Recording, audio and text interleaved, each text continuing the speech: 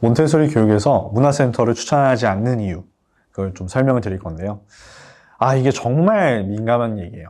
저는 사실 문화센터를 보내는 것을 그렇게 권장하지 않아요. 라고 이렇게 말씀을 드렸을 때, 아니 왜요? 문화센터 정말 좋은 곳 아닌가요? 라고 얘기하시는 분들이 많아요. 근데 이게 문화센터를 전체적으로 얘기하는 거는 아니에요.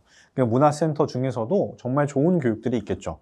근데 제가 반대하는 교육들이 좀 있습니다. 그래서 제가 오늘 설명드리는 걸 쭉 들어보시고 진짜 내가 이렇게 들어보니까 진짜 그렇게 크게 중요하지 않고 좋지 않은 것 같네 라고 생각하신다면 저는 과감하게 문화센터를 가는 것보다 다른 대체 방법을 생각해 보시는 걸 추천을 드립니다.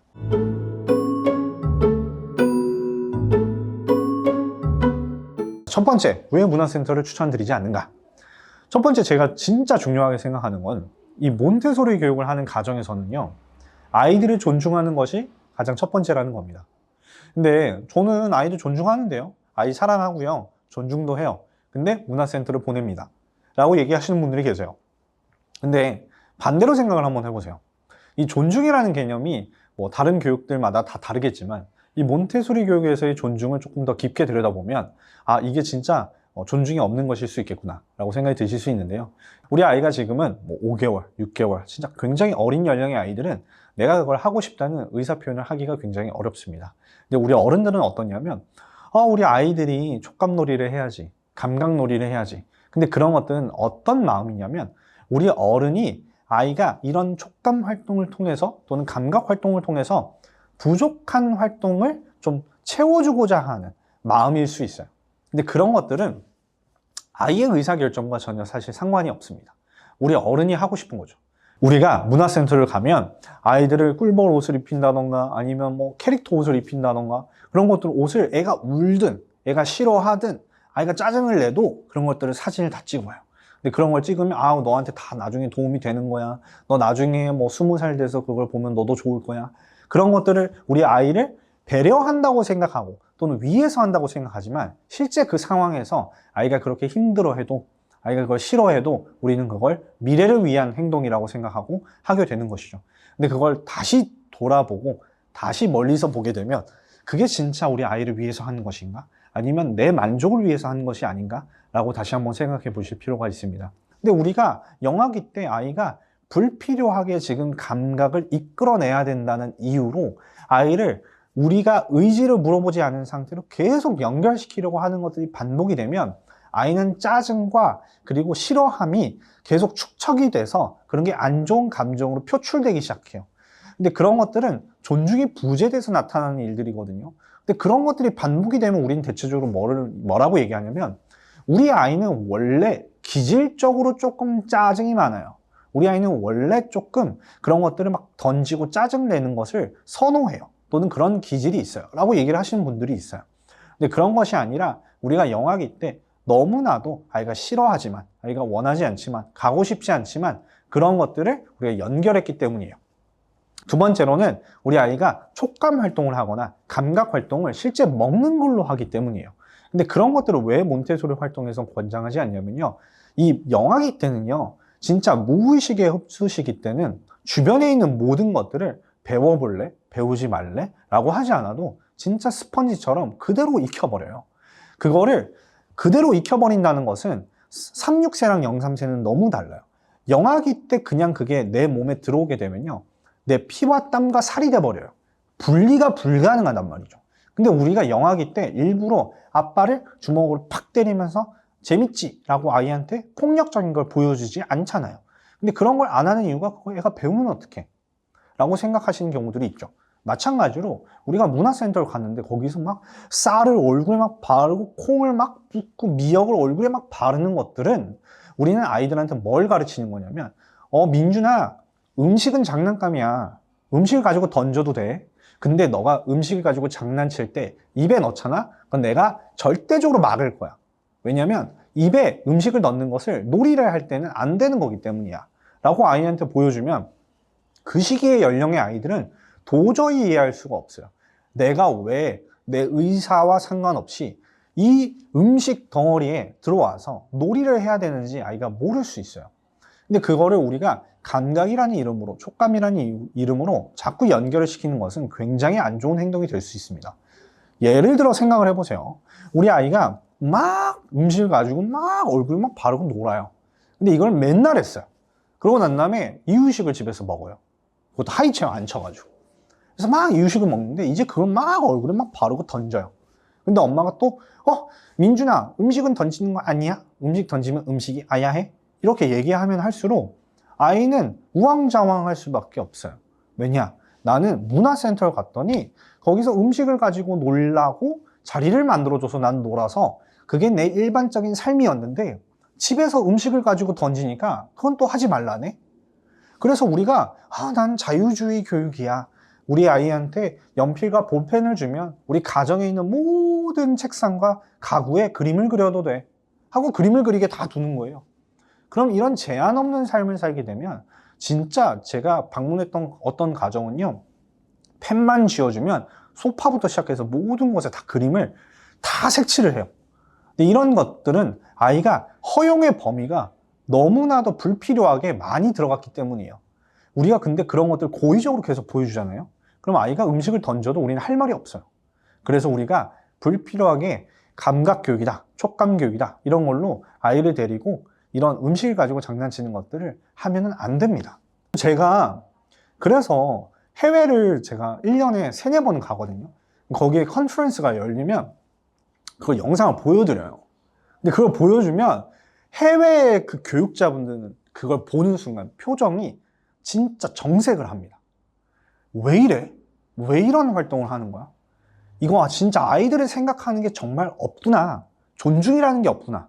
이런 건 진짜 아이를 배려하는 것이 아니라 어른을 중심으로 생각하는 거구나 라고 생각하시는 분들이 정말 많아요. 그래서 이걸 시각을 바꿔야 돼요.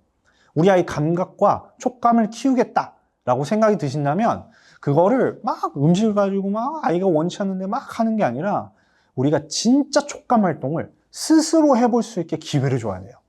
그냥 아이를 가둬놓고 여기서 막 음식 가지고 놀아 이게 아니라 진짜 자연에 나가서 물도 만져보고 돌도 만져보고 그러니까 막 더러워지지 이런 게 아니라 진짜 그런 촉감을 자유롭게 자연스럽게 막 입에도 넣어보고 막 만져보는 것들을 스스로 해봐야 그게 진정한 우리가 말하는 감각과 촉감의 활동인 거예요. 그리고 3번째, 많은 분들이 이런 질문을 좀 하세요. 근데 그렇게 얘기하는 거 다 들어보니까 다 맞는 말이에요. 그래서 우리 아이를 데리고 문센을 갔는데 애가 너무 좋아요. 막 너무 행복해요. 문센 갔더니 거기서 막 콩놀이 하는 거 너무 좋아하고 다른 아이들이랑 어울리고 사회성도 너무 늘어나는 것 같아요. 그래서 저는 너무 보내고 싶은데 그럴 경우는 어떻게 해야 돼요? 라고 물어보시더라고요. 근데 생각을 해보세요. 우리가 아이를 기쁘게 하고 즐겁게 하고 웃게 하는 거는 누구나 할 수 있어요. 근데 우리가 선택적으로 하지 않는 일들이 있어요. 예를 들어 진짜 초등학생도요. 아이를 기쁘게 하기 위해서 얼마든지 우스꽝스러운 행동을 통해서 아이가 웃게 할 수 있어요. 근데 그걸 보고 너무 행복해 보인다고 해서 그게 좋은 활동은 아닌 거예요. 제가 아까 예시를 드린 것처럼 아빠를 주먹으로 팍 때린 다음에 환하게 웃으면 아이가 재밌어 할걸요? 근데 그런 것도 우리가 고의적으로 보여주지 않잖아요. 물건을 던지면 애가 좋아한다고 쳐봐요. 그럼 하루 종일 물건을 던져서 던지는 건 좋은 거야 라고 아이한테 보여주지 않잖아요. 아이를 즐겁게 하는 건 누구나 할 수 있어요. 근데 그런 과자극이 일반 자극이 되는 순간부터 이제 걱정되기 시작돼요.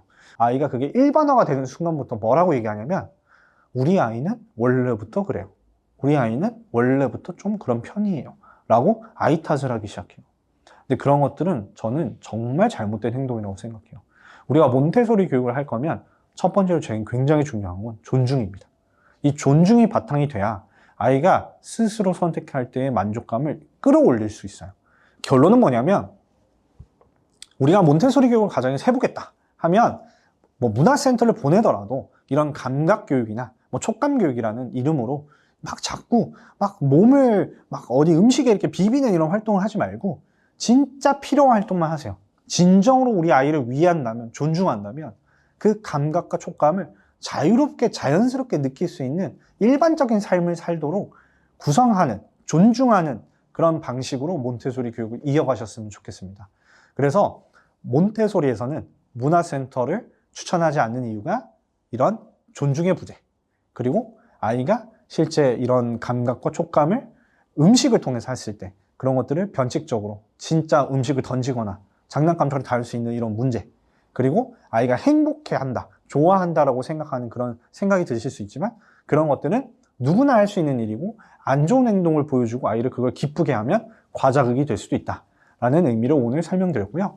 이런 것들이 계속 반복되면 미래에 우리 아이는 어떻게 되게 되냐면 짜증이 많아지고요. 자기가 주장은 굉장히 강한데 자기가 이뤄낸 것들을 고집만 가지고 내가 이걸 하기 싫어 하면 정말 안 하려고 하고, 좋은 것이든 싫어하는 것이든 그걸 분류하기가 굉장히 어려운 아이가 될 수도 있어요. 정말 평화롭게 살았던 아이들은 시간에 쫓기지 않고 내가 정말 하고 싶은 게 생기면 의욕적으로 그걸 선택하면 끝까지 마무리하고 질서 있는 삶을 살아가는 것이 패턴화되고 원래 있는 위치로 가져다 놓고 별 필요 없는 것들에 장난감처럼 다루지 않고 변칙적으로 다루지 않는 아이가 될 수 있다는 거예요. 그래서 그런 미래의 가치를 보시고 우리가 문화센터나 이런 좀 촉감놀이를 하는 것들을 해야 된다라고 생각이 드실 때는 어떤 것을 추천을 드리냐면, 아이를 데리고 근처에 산을 가거나 계곡을 가서 아이랑 거기서 30분, 1시간을 시간을 보내고 아이가 진짜 자연을 느껴보고 자연의 따뜻함과 그런 자연의 그런 다양한 그런 질감들을 스스로 감각과 촉감을 느껴볼 수 있는 기회를 그런 곳에서 주시는 걸 10번이고 100번이고 1000번이고 추천을 드립니다.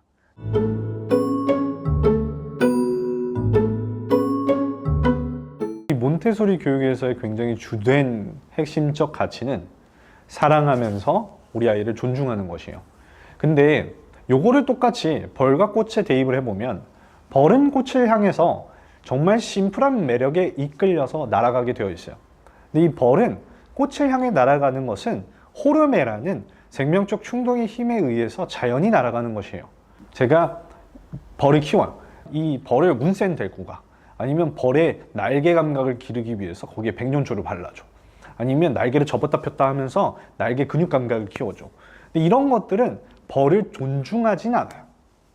그래서 우리가 몬테소리 교육을 할 때는 우리 가정에서 아이가 무언가를 선택할 때 또는 활동할 때 어떤 행동을 할 때 그게 사랑과 같이 함께 존중이 동반되었는가를 구체적으로 이해하고 우리는 움직여야 돼요. 그래서 몬테소리 교육의 두 번째 핵심은 아이의 생명을 존중하는 것이에요. 근데 이 생명이 존중이 되면요, 아이들은요 모든 것들을 태어나서 스스로 하고 싶어 할 때가 정말 많아져요.